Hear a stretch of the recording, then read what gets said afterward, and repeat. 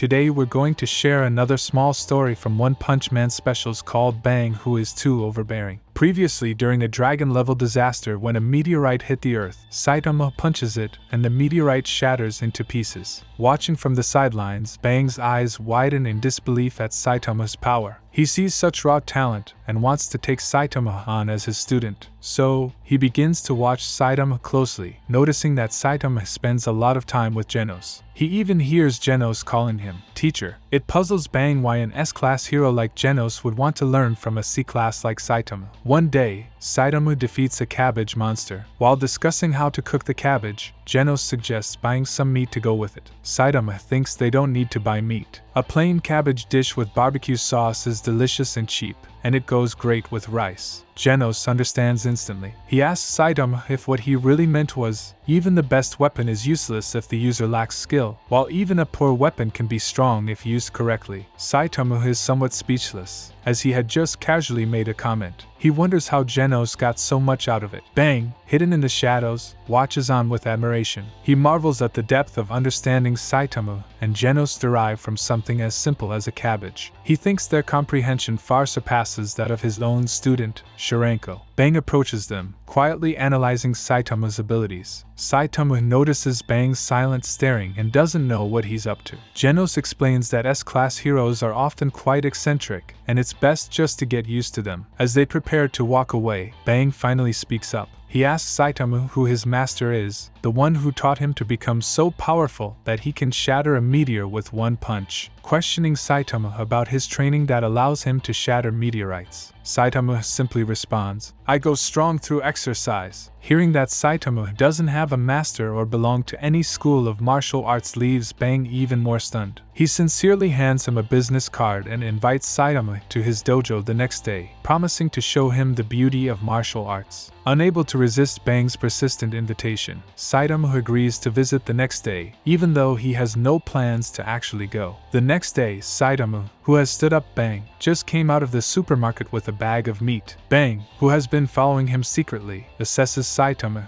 who seems to be full of vulnerabilities. Suddenly, a truck loses control and rushes towards the side of the road. A white object darts into the middle of the road. Saitama thinks the white object is a kitten and quickly teleports in front of it to shield it. Genos, fearing his master might get hurt, rushes over and lifts the truck. Saitama then realizes what flew past him was not a kitten, but just a white garbage bag. The meat Saitama just bought is squished by the truck. Once again, Bang is amazed by Saitama's power. He runs out and tells him that there's high-quality meat at his dojo. This finally sparks Saitama's interest. They head to the dojo, where, before the meat is served, Bang insists on demonstrating his tile-splitting technique. Little does he expect that Saitama will shatter the tiles into smithereens. With no other choice, Bang proceeds to the next stage of the competition, a game of poker. Shirenko will read the cards while Bang and Saitama compete to find the called card first. In the first round, Bang easily finds the card. His quick reactions surprise Saitama.